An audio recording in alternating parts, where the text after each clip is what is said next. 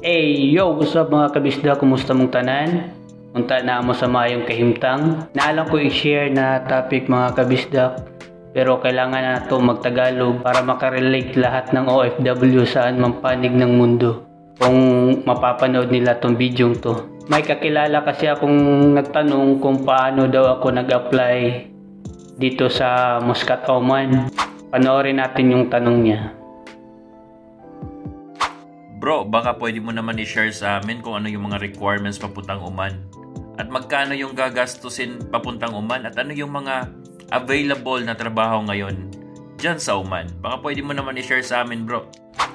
Ang unang tanong niya kung ano yung mga requirements dito sa Muscat, Oman. Mas advantage kasi pag ex-abroad ka na. For example, ako, galing ako Saudi Riyadh 2015 to 2018. So, may experience ako doon ng 3 years. Tapos, napunta ako dito sa Muscat, Oman na halos magkapareha lang. Kaya, mas advantage pag ex-abroad ka na. At pangalawa, syempre, kailangan ready na yung passport mo. Ibang requirements, depende na kung ano yung magiging trabaho mo sa abroad na requirements ng agency mismo na ina-applyan mo. For example, ako dito sa Muscat, Oman as a game attendant, kailangan physically fit ka lang, tapos marunong ka mag-English, kahit konting English lang, kasi hindi naman lahat ng local dito marunong mag-English eh. Pero kailangan matutunan mo rin yung lingwahe nila dito para mas madali sa'yo makasalamuha yung ibang lahi. At ang pangalawang set ng requirements, kailangan matatag loob mo. Kasi pag andito ka na sa abroad, klima, ugali, kultura, iba-ibang lahi, ang dami mong i-adjust. Kaya matatag loob mo dapat. Kasi malayo ka sa pamilya mo. Pag nagkasakit ka, di ba? Kailangan matatag loob mo.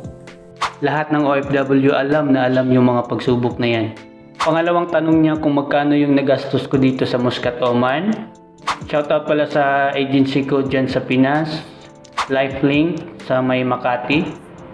Yung nagastos ko kulang-kulang 40 or 50,000 kasi Mindanao pa ako babiyahe pa ako ng Manila. So from Manila, kailangan ko pa ng accommodation, medical, food expenses, transportation.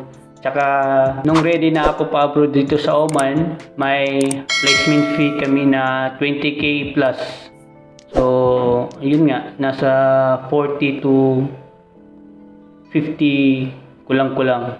Kasi umabot din ako ng 2 months sa Manila, kaka-apply. Nagka-problema pa ako nun sa placement fee kasi wala akong pera eh.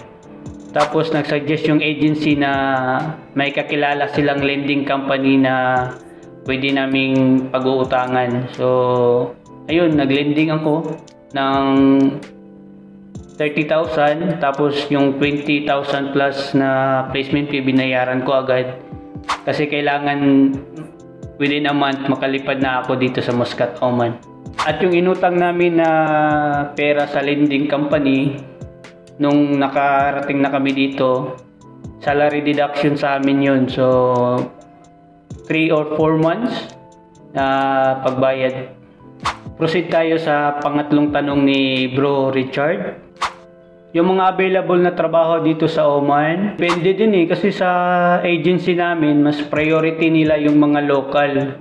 Mas madali yung requirements kumpara dun sa mga Pinoy na kukunin pa lang nila sa Pilipinas papuntang Oman. Marami-raming process yun. Kailangan ganito, ganyan, i-comply mo to.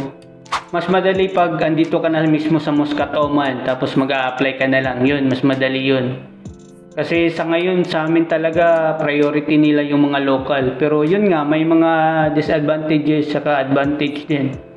Yung disadvantage naman, yung mga local, pwede silang umalis anytime kung gusto nila. Kumpara sa mga Pinoy na may kontrata tayong 2 years, kailangan nating tapusin talaga yung 2 years kung lilipat man tayo sa ibang company or uuwi man tayo ng Pinas. Mas maigi siguro kung pupunta kayo sa mga legal agencies at magtanong-tanong kayo kung may mga hiring ba pa abroad. Yun. Siyempre, check nyo kung yung agency na yun is legit. At yun, at sana nasagot ko lahat ng tanong mo, Bro Richard.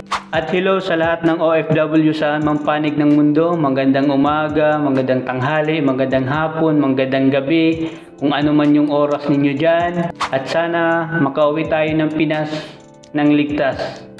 Ingat po kayo palagi. Salamat. Peace out. Junex 87 PH.